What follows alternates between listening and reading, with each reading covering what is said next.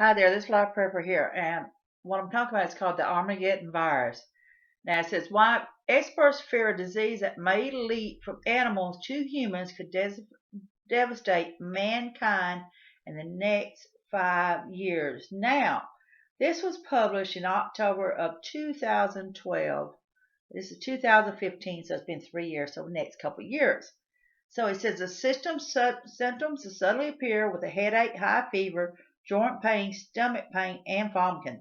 As the illness progresses, patients can develop large area bruising and uncontrolled bleeding in at least 30% of the cases.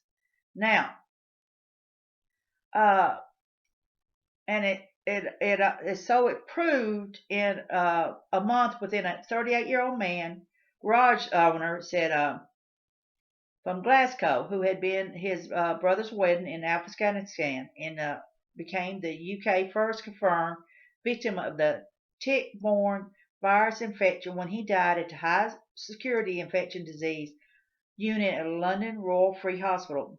It is a disease widespread in domestic and wild animals in Africa and Asia. Now, this is talking about it went from animals to humans. So, this is what it's talking about.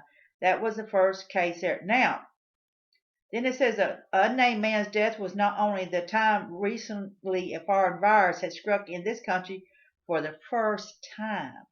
Now, the month before that, now this is approached back in 2012, a 49-year-old man entered London St. Thomas Hospital with a raging fever, severe cough, and desperate difficulty in breathing. He was bore all the hallmarks of a deadly SARS virus. Now, said nearly 1,000 people died in 2000 on it. But get this, when they tested him for it, it turned out not to be SARS, and it turned out to be something that it was a unknown virus.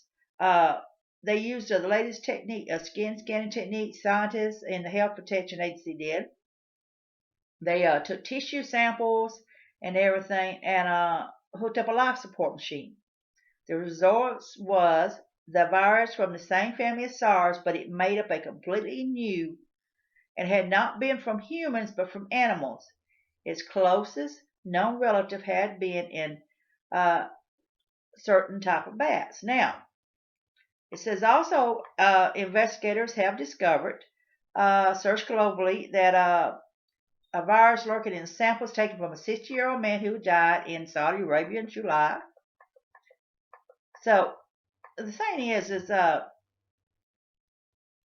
this here is talking about this could be the next bird flu or even the next Spanish flu, the world's biggest pandemic, which claimed between 50 million and 100 million lives across the world from 1918 to 1990. Think about it, 50 million to 100 million then. Can you imagine what it would be like now when it's jumping from one to another? It's also talking about the virus power and fatality rates are terrifying, as it says. It seems to be a lot of it is talk about it's popping up in Africa and Asia and in many of those areas there. But the thing is now, as we travel more worldwide, we are exposing ourselves more. Uh, Unfortunately, in many of these countries here, as I've talked about before, they do not have the medical treatment that is really needed for them in many of those situations. So, and then you've got many isolated villages and stuff in mountain areas, desert areas, jungle areas and stuff that you can get only really, if you can't get, you can only get so far through maybe hiking the jungle or the boats or whatever. So you're still look at this. It says genetically humans are not very diverse. An epidemic that can kill people in one part of the world can kill them in any other just as easily. You hear that? So don't mean you're safe just because you're in a highfalutin place or whatever. Just because you're part of a group that you can get the vaccines or whatever. Don't mean anything on that.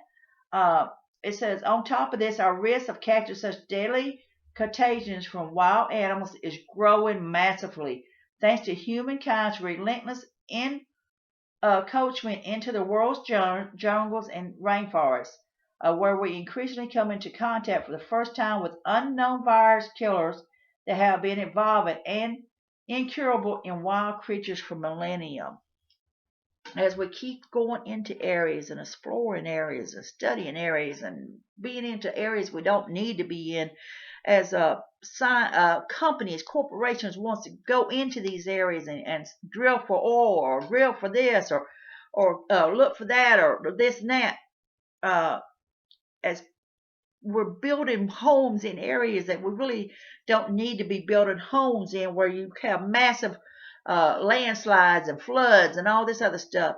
We are exposing ourselves into areas that have been unchecked for millenniums, and this has been in animals for centuries and centuries and centuries. So they are mutating and jumping to human beings in the first time exposure on this here. So it says a 15-year-old boy and a 13-year-old girl who attended the same school, both schools, fell ill suddenly and rapidly. A week after the girl's death, the nurse who cared for her developed similar symptoms, and he only narrowly survived. You hear this? Now, the thing is on this here, it is inevitable we will have a global outbreak. It says study of the virus genetics suggests it may have first evolved as early in 1908. It was not until the 60s that it appeared in humans in big African cities by the 80s, and it was spread by airline to America. Since then, AIDS has killed around 30 million people and infected another 33 million. And this here's, we hear all the stories. Well, it was on a monkey, this. It came from Africa. Well, it's very well known that Africa is severely infected with AIDS and stuff, and many of the adults have passed away, and grandparents are raising the children, and many of the children are born with the disease as well because of this. And then it's talking also about SARS can do this too, but flu has the further advantage. And with star systems tend to appear in a person before scars rather than after that person becomes highly infectious. So what it's saying is you're automatically contagious within a matter of days. So you are spreading the scars rather quickly. And it says someone who has an infection case of a new and potential lethal strain of flu can be walking around endlessly, splurting it over everyone around them for days before they become insusceptible. What it is, as a general rule, you can have the cold in you for a week before you start really feeling sick. And then it can get worse and worse, and you got to get a doctor up. I know I got really sick. I kept going to work, and I kept doctoring myself up with things that seemed to make it worse instead of making it better. But I did get over it.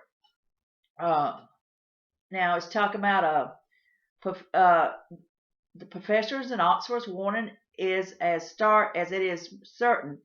I think it's inevitable that we will have another big global outbreak of flu, he says. We should plan for one emerging in 2017 through 2018. We are adequate prepared to cope. Now, that's in the countries that are adequate prepared to cope. That does not mean all countries are prepared to cope. New flu strains are a day-to-day problem, and we have to be very careful to keep on top of them, he says. Flu is constantly mutating. And as we constantly get into areas and we're constantly exposing ourselves to diseases and stuff, and then we're bringing what we are immune to into villages and areas that's not immune to these here, never had a vaccine, never been exposed to a lot of people, we are spreading that away as well. It says, signs and symptoms of this Crimson Congo virus, hemorrhagic fever, is being passed around from one to another. So it's a lot to think about in this situation here. You don't know what's going to happen one day to another. The virus outbreak is there. It's going to happen. We are setting ourselves up for it, really. We are setting ourselves up by poor health. We are on the increase of diabetes. We are on the increase of obesity. We are on the increase of other major health issues. The foods that has preservatives and stuff in it to preserve the foods alone is also making it even more. People who's on constant different type of medications, the side effects from these medications here, they have to take other medications to counteract that side effects. So we are setting ourselves up in these environments and these situations here for this health thing. It's going to have. It's going to eventually happen. When? Who knows? Will it be in the next few years? Who knows? It doesn't happen every day. Yes. Which country will it affect more than others? Who knows? Because we tend to travel from one country to another, and even though people, countries like England and French and Italy, Greece, and all this in the United States and many of the other countries are making you take a series of injections to protect you before you go over in these countries. You could still be exposed to other new viruses and stuff as well and still be a potential carrier. So it's something to think about on what we are going to do in a survival situation. Do we need to change our eating habits? Do we need to try to get healthier? Do we need to get away from some of this other stuff that's causing these issues? It's a lot to think about. So I want you to be safe, be happy. Bless you all.